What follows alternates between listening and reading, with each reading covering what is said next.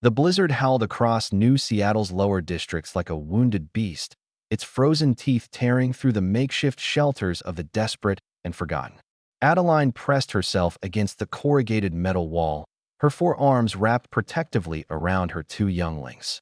Her blue-tinged skin had turned almost purple in the cold, and her breathing came in shallow, crystallized gasps. She was Valerian, one of thousands who had fled the corporate wars only to find that Earth's promised sanctuary was reserved for those with credits and connections. Her mate had died 3 months ago in a construction accident. No insurance, no compensation, just a body bag and a bill for disposal. Now she and her children huddled in Sector 7's forgotten corners, invisible to the gleaming towers above. "Mama," whispered Cree, her youngest, his small voice barely audible over the wind. "I'm cold." Adeline pulled him closer, knowing it wasn't enough. Her body heat was failing. Valerians weren't built for Earth's winters, especially not the enhanced storms that climate chaos had birthed.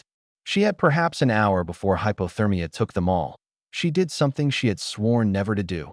She began to plead aloud, her voice carried away by the storm, words in broken English mixed with her native tongue. "Please, someone, my children, please." Enoch heard it through the white wall of snow. Most people wouldn't have.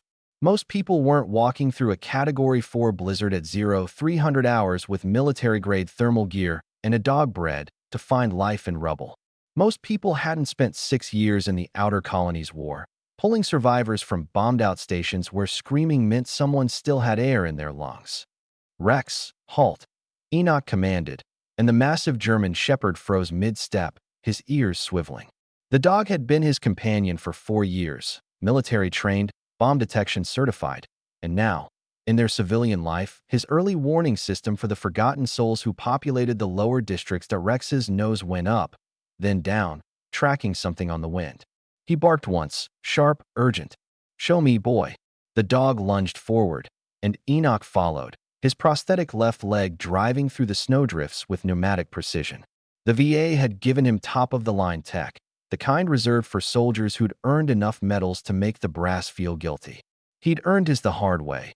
They found her 30 meters later, barely visible against the metal wall. An alien woman, Valerian, he recognized from his deployment days, clutching 2 small forms. Her lips were moving, but her voice was gone. Enoch didn't hesitate. "Ma'am, I'm Enoch.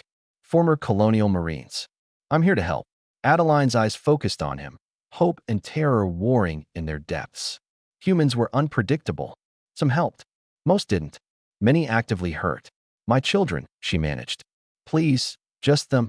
All of you," Enoch said firmly. He shrugged off his thermal coat, wrapping it around the younglings despite Adeline's protest. Rex pressed against her side, sharing his body heat. "Rex, guard." The dog understood. He positioned himself as a windbreak while Enoch activated his comm. "This is Enoch Hayes, Citizen ID 7749 Delta. Emergency rescue in Sector 7, Grid 23J. 3 Valerian civilians, critical hypothermia. Requesting immediate medical transport." The dispatcher's voice crackled back. "Sector 7 services are suspended due to weather conditions.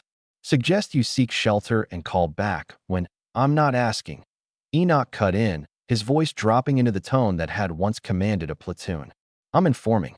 I have 3 lives in critical condition. If you don't send that transport, I'm uploading this conversation to every news network and veteran advocacy group in the system. Your choice." There was a long pause. "Transport dispatched. ETA 12 minutes. Enoch knelt beside Adeline. "Stay with me. What are your names?" "Adeline," she whispered. "This, Cree, and Lyra, good. I'm going to keep talking, Adeline, and you're going to keep listening.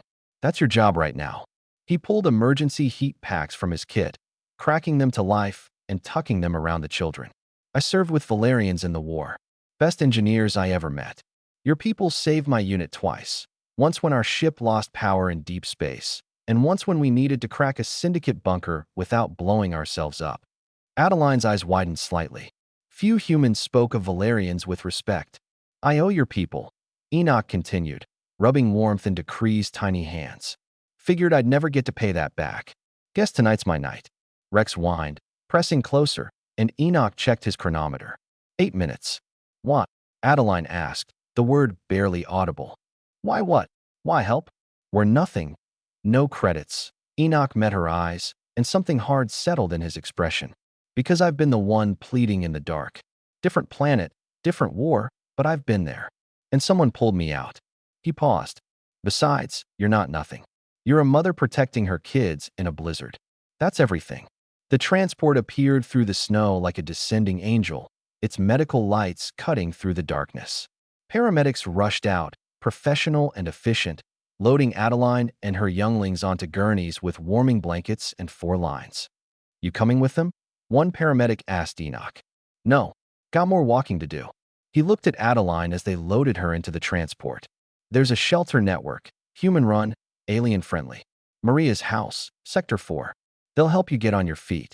Tell them Enoch Hayes sent you. Thank you. Adeline's voice broke, tears freezing on her cheeks. Thank Rex, Enoch said with a slight smile. He found you. As the transport lifted away, Enoch stood in the blizzard with his dog, watching until the lights disappeared. Then he turned, checking his thermal scanner. The night was long, and the storm was far from over. Come on, boy, he said quietly. Let's see who else needs finding. Rex barked once and headed into the white darkness.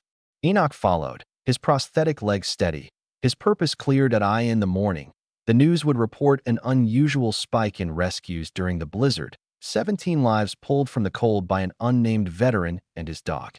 The bureaucrats would call it luck. The survivors would call it something else. They would call it humanity.